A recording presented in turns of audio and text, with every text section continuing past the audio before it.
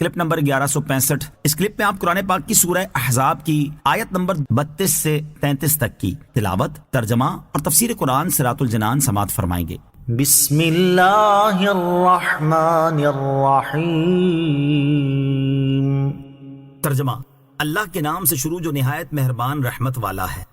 یا نساء النبی لستن کأحد من النساء ان اتقیتن فلا تخضعن بالقول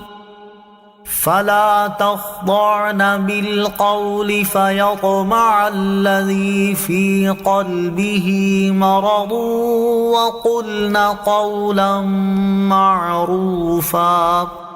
ترجمہ: اے نبی کی بیویوں، تم اور عورتوں جیسی نہیں ہو۔ اگر تم اللہ سے ڈرتی ہو تو بات کرنے میں ایسی نرمی نہ کرو کہ دل کا مریض آدمی کچھ لالچ کرے، اور تم اچھی بات کہو۔ یا نساء النبی لستن کأحد من النساء،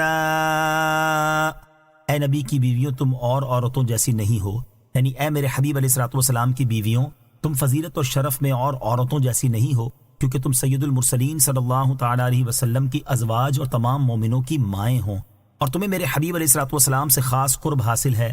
اور جب تمہاری قدر اتنی اعلیٰ اور تمہارا رتبہ اتنا عظیم ہے تو یہ بات تمہاری شان کے لائق نہیں کہ تم دنیا کی زینت اور آرائش کا مطالبہ کرو۔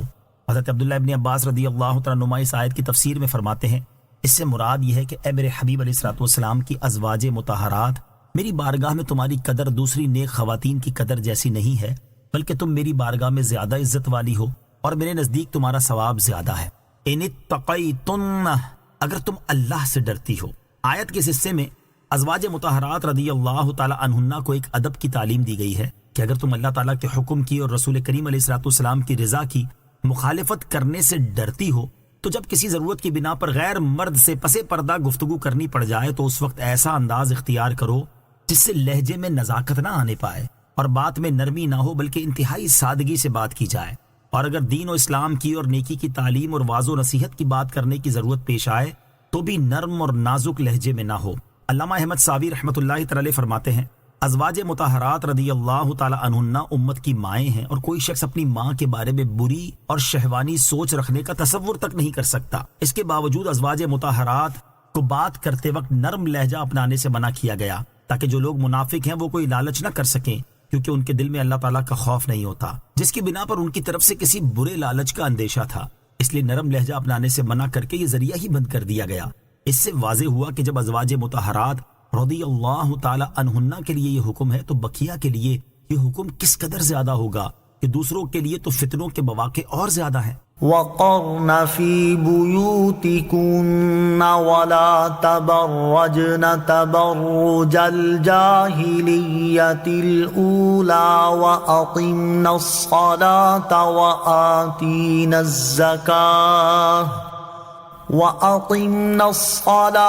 وَآتِينَ الزَّكَاةَ وَأَطِعْنَ اللَّهَ وَرَسُولَهُ إِنَّمَا يُرِيدُ اللَّهُ لِيُذْهِبَ عَنكُمُ الرِّجْسَ أَهْلَ الْبَيْتِ وَيُطَهِّرَكُمْ تَطْهِيرًا۔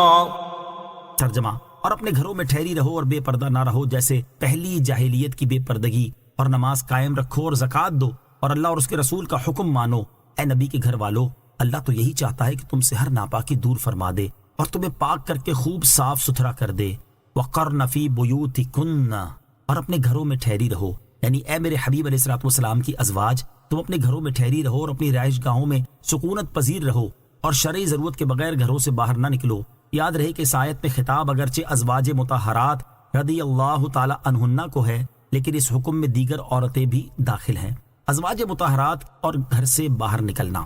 ازواج مطہرات رضی اللہ تعالی عنہن نے اس حکم پر کس حد تک عمل کیا، اس کی ایک جھلک ملاحظہ ہو۔ چنانچہ امام محمد بن سیرین رحمۃ اللہ تعالی فرماتے ہیں، مجھے بتایا گیا کہ نبی کریم علیہ الصلوۃ والسلام کی زوجہ مطہرہ حضرت سودا رضی اللہ تعالی عنہا سے کہا گیا، آپ کو کیا ہو گیا ہے کہ آپ نہ حج کرتی ہیں اور نہ عمرہ کرتی ہیں؟ انہوں نے جواب دیا، میں نے حج بھی کیا ہے اور عمرہ بھی کیا ہے، اور اللہ تعالیٰ نے مجھے حکم دیا ہے کہ میں گھر میں رہوں۔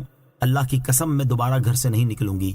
راوی کا بیان ہے کہ اللہ عز و جل کی قسم وہ اپنے دروازے سے باہر نہ آئیں یہاں تک کہ وہاں سے آپ کا جنازہ ہی نکالا گیا۔ اللہ تعالی ہماری ماں کے درجات بلند فرمائے اور مسلمان خواتین کو ان کی سیرت پر عمل کرنے کی توفیق عطا فرمائے، آمین۔ وَلَا تَبَرَّجْنَ تَبَرُّجَ الْجَاهِلِيَّةِ الْأُولَى، اور بے پردہ نہ رہو جیسے پہلی جاہلیت کی بے پردگی، یعنی جس طرح پہلی جاہلیت کی عورتیں بے پردہ رہا کرتی تھیں اس طرح تم بے پردگی کا مظاہرہ نہ کرو۔ اگلی اور پچھلی جاہلیت سے کون سا زمانہ مراد ہے؟ اگلی اور پچھلی جاہلیت کے زمانے سے متعلق مفسرین کے مختلف اقوال ہیں۔ ان میں سے ایک قول یہ ہے کہ اگلی جاہلیت سے مراد اسلام سے پہلے کا زمانہ ہے۔ اس زمانے میں عورتیں اتراتی ہوئی نکلتی اور اپنی زینت اور محاسن کا اظہار کرتی تھیں تاکہ غیر مرد انہیں دیکھیں، لباس ایسے پہنتی تھی جن سے جسم کے اعضاء اچھی طرح نہ ڈھکیں۔ اور پچھلی جاہلیت سے آخری زمانہ مراد ہے جس میں لوگوں کے افعال پہلوں کی مثل ہو جائیں گے۔ ازواج مطہرات رضی اللہ تعالی عنہن اور پردہ، ازواج مطہرات رضی اللہ تعالی عنہن پردے کا خوب اہتمام کرتی تھی۔ یہاں ان کے پردے کا حال ملاحظہ کیجئے۔ چنانچہ حضرت عائشہ صدیقہ رضی اللہ تعالی عنہا فرماتی ہیں، ہم ازواج مطہرات کے پاس سے سواروں کے قافلے گزرتے تھے اور ہم حج کے سفر میں تاجدار رسالت علیہ الصلوۃ والسلام کے ساتھ احرام کی حالت میں تھی۔ جو سوار ہمارے سامنے سے گزرنے لگتے تو ہم میں سے ہر ایک اپنی چادر کو اپنے سر سے لٹکا کر چہرے کے سامنے کر لیتی، اور جب وہ آگے بڑھ جاتے تو ہم چہرہ کھول لیتی تھی۔ اللہ تعالیٰ امت کی ان مقدس ماؤں کے درجات بلند فرمائے اور ایک طرح سے ان کی بیٹیوں میں داخل مسلم خواتین کو اپنی ماؤں کی سیرت پر عمل پیرا ہونے کی توفیق عطا فرمائے، آمین۔ صلو علی الحبیب صلی اللہ تعالی علی محمد صلی اللہ تعالی علیہ وسلم۔ مجھے اپنی اور ساری دنیا کی لوگوں کی اصلاح کی کوشش کرنی ہے انشاءاللہ عز و جل۔